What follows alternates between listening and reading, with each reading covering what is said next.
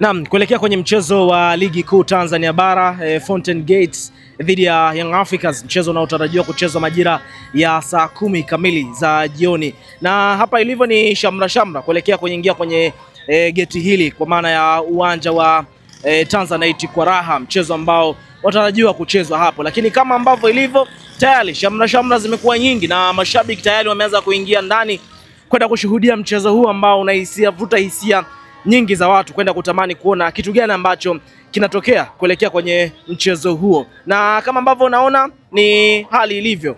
Na hili geti ambalo unaliona hapa ni geti namba 1 la Tanzanite kwa raha katika dimba hili la Fountain Gate, mchezo ambao unatarajiwa kucheza.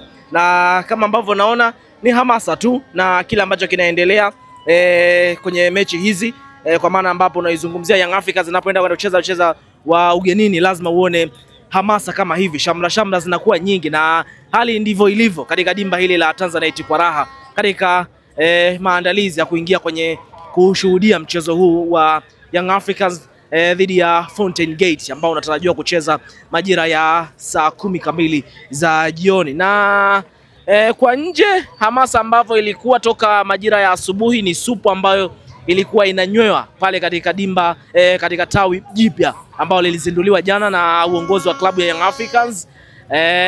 Na hii leo supu baada ya kunywewa ni shamra ambazo zilikuwa zikizunguka katika mji huu wa Babati, na hivi ambavyo ilivyo ni hamasa inaendelea na tawi hilo linaendelea kuzunguka hapa mjini kwenda kutoa hamasa kuelekea kwenye mchezo huu. Na hali ilivyo ni biashara ndogo ambazo ziko hapa, kikubwa ni uwanja ni washabiki kuja kujitokeza kwa wingi, lakini kama ambavyo ilivyo tayari mashabiki wameshajitokeza kwa wingi na hamasa ni kubwa kweli, na hali ilivyo ndio kama ambavyo ilivyo mpaka sasa.